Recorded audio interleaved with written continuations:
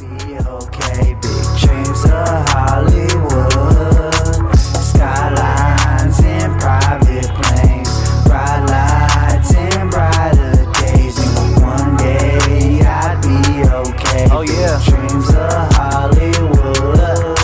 I turn my Rex to riches, go Jordan on these Pippins. My outfit make a statement that you can't put in a sentence. Nike checks, I do it. Rock hot tops like a hooper. Ahead of my time, I take you back into the future. Fuck, waiting on the new year. This the new me, I'ma do your suit and time ain't never suit your but keep. What is up, WTP fam? It's your boy back with another one, and today we have a first-time guest.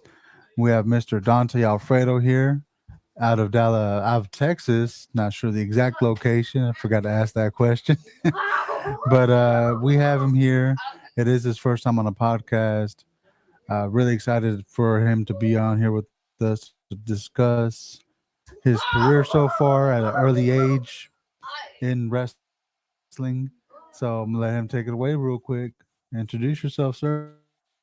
How you doing, ladies and gentlemen? My name is Dante Alfredo, coming out of Jacksonville, Texas, East Texas area, 903 area code. You know what it is. 23 years old, 4.5 years in the business. That means I started at 19. I mean, that's young, but it's something that I wanted to do my whole life.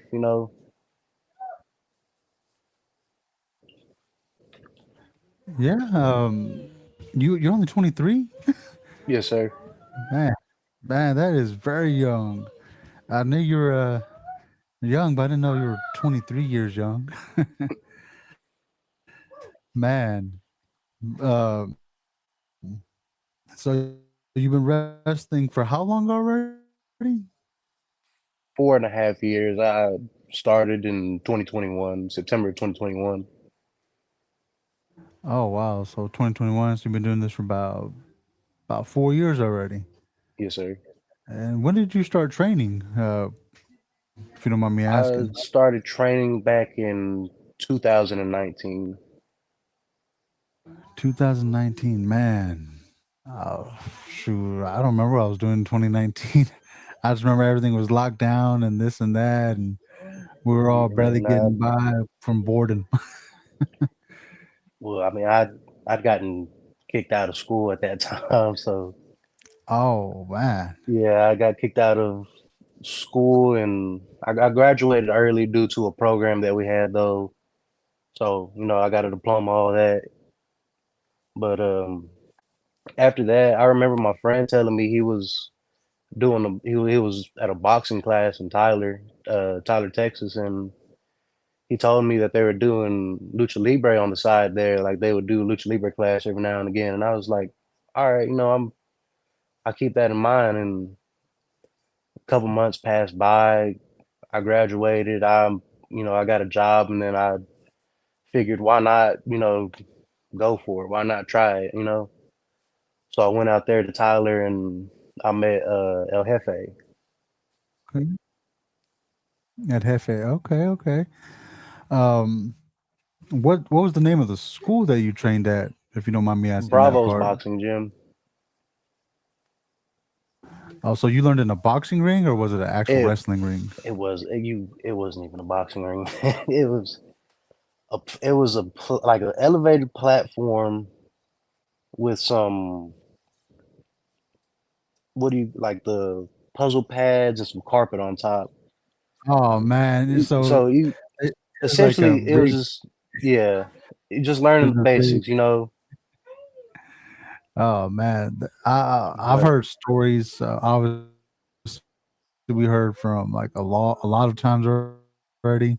The Rock, he said he learned in a boxing ring, and those things don't have a lot of give. yeah, So, was your oh experience no, no similar? give at Like all, you're man. taking It bumps and it. very similar. It was at first I didn't. El Jefe could tell you this. I didn't know my own strengths. So like there's videos of me during training where I would give somebody a suplex and they would just bounce off the mat. There was no give. It was just straight force and just bam. Oh man, so they're just bouncing up and Yeah. down, and Your guys' backs are all hurting every day. I bet you appreciate the rings now. You're like, oh, Oh this yeah, is much better. But man, so at a very early age, you got in there, you started training.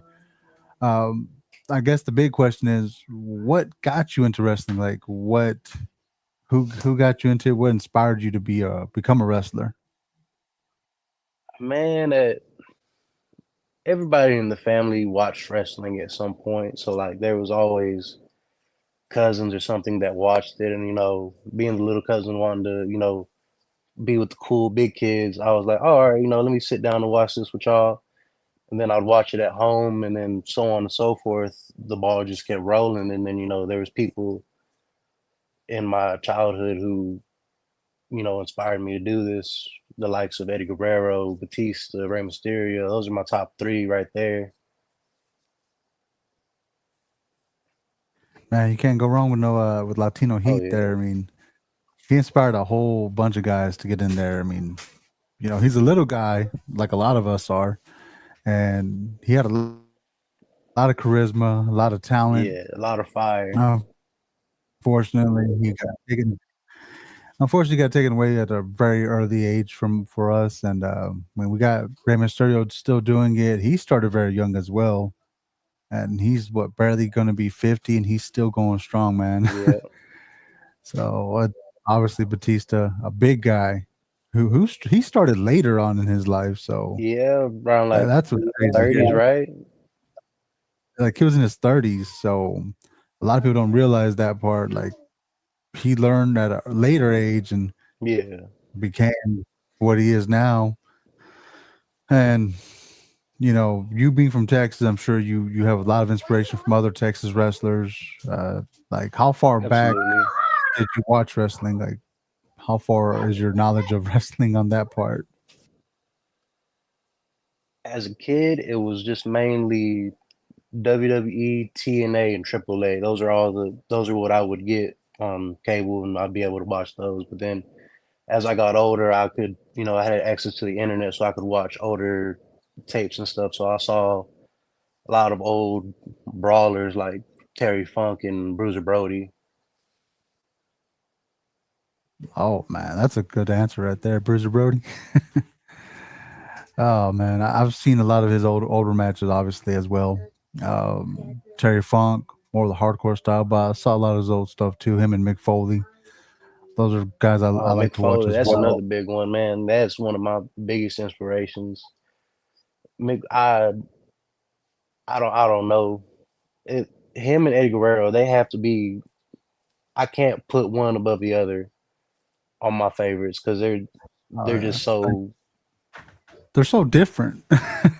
they're you they're know, different, but it's the connection that they were able to have with the crowd. oh yeah, like Mick Foley is a guy that was never supposed to be champion ever. Yeah, He's the opposite of what the idea of a champion should look like. And Eddie, obviously, it was just mostly his size and him being a WCW guy. Like, yeah, never was ever meant to become champion in WWE. But you know, it worked out for them.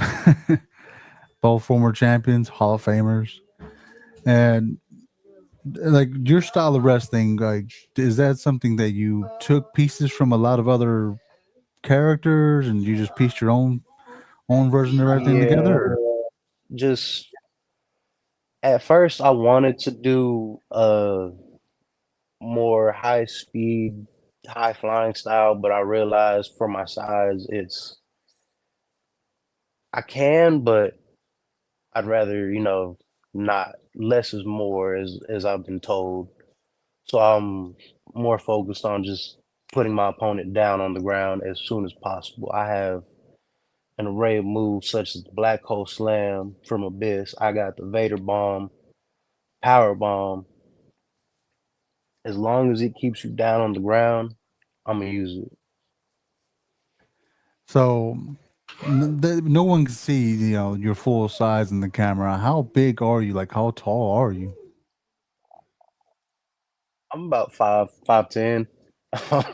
I'm Oh not a man, tall guy, but I'm wide. I'm stout. Man, you look at least 210. You're right around that size. Nah, but I'm gonna take the compliment for 210. 210. The Yeah, camera, I'm gonna they take say that the camera compliment. has Yeah. 10 pounds. So, but so you've been wrestling about 5 years total. You started training. You started wrestling full active in 2021. So your Yes, sir. training took about close to a year and a half, 2 years to Yes, sir. complete and finally get into the matches. Um, how has this experience been so far? Like with all the traveling and the booking and all that, like how does it feel to be a young wrestler in this industry? It's really wild, man. I didn't expect how like just how much you would learn on the road. You think you learn a lot in the locker room, but you learn it's about equal. You learn a lot in the locker room, and you learn a lot on the road when you're just traveling with people, talking stories, talking, talking shop, figuring out things to do, telling each other matches to watch and stuff like that, man. It's So for you, like I said, you're younger and you are around a lot of the older wrestlers in this business because you're in different locker rooms every week. Has anybody taken you under their wing and try to really show you the ropes and all that? Like any I've mentioned particular him wrestlers? before in the podcast El Jefe. He took me under his wing as soon as I stepped into Bravos. He is the man who led me to where I am today. Is we have our differences every now and again, but it's I can't I can't fault him. He's the man who brought me to the dance. You feel me? Yeah, so it's like a big brother type of figure to you, helps you Yeah, try to guide you into the right direction, help, yeah. He's give you we suggestions and all that. we've guided each other. We've helped each other gain gold in different states, different companies. It's Man, so we were talking before we started recording and you were telling me about you were just in Arkansas just yesterday yes, sir. and you drove there what Friday night, Friday morning or something. Saturday morning. Saturday, all this in one day, drove there, drove back. Yes, Like I sir. ain't paying those hotel stays. Oh no. But like you was that Haybarn Wrestling that you were at yesterday? Yes, sir. Hayborn And Championship Wrestling. what other promotions have you been involved with that you worked with over the past few years, like other than just Haybarn? The past couple years, I've worked for places like Haybarn. I've worked in Hype and Glory Wrestling out in Texarkana, Sadistic Wrestling Federation out in Silsbee, NTW out in Dallas. I did a couple lucha shows, but I can't remember the names of them. So you have competed in NTW. I mean, I just started watching last year at last year's Game Changer, not this year. I can't say I've seen you there yet, but I'm I've assuming I've been there a few years ago in the near in beginning. early in the very beginning. Okay, so it's safe to say that we could be seeing you make a return sometime in the future if everything goes accordingly. Not could, but should. I Because should the say that. thing is, NTW's 3-year anniversary show is coming up. And somebody like me, I've been around since the beginning, and I feel it's kind of disrespectful for a man like Dante Alfredo to not appear on NTW's 3-year anniversary show. So I'm gonna put it out like this. Anybody who's watching, anybody in NTW locker room, if you want a match, September 20th at the NTW 3-year anniversary show, Dante Alfredo is issuing an open challenge. Ooh, okay, okay. Man, y'all heard that here first. He's opening up any challengers that want to. All right, man. So you just laid down your open challenge. Is there anyone in particular you're trying to go at, or is just anybody that wants to step up is welcome to step up? I'm a man of opportunity. So anybody that wants to step up can step up. Anybody who wants to come to NTW can step up because I feel it's my obligation to lend a helping hand to the next man. Man, those are some strong words, man. So after opening this challenge, I'm going to say it's safe to assume that we're going to be seeing Dante Alfredo in NTW on September 20th. Is that correct? Yes, sir. Yes, sir. Man. I'll be there no matter what. And that's quite a bit of ways away. Before we get to there, is there anywhere else everybody can find you at in the near future? Any other promotions, anything like that? In the near future, you can find me at Sadistic Wrestling Federation in Silsbee, Texas, August 24th. There's going to be a tag team tournament where me and Mike Grizzly will defend our tag team titles. Wait a minute. Excuse me, sir. Excuse me. Man, I'm assuming he's about to go find that belt. This is getting good, guys. This is getting good. We got open challenges, you know, returns happening here on this episode. That's crazy. But man, he's opening a challenge to anybody that wants to step up, anybody wants to catch the smoke, as they would say these days.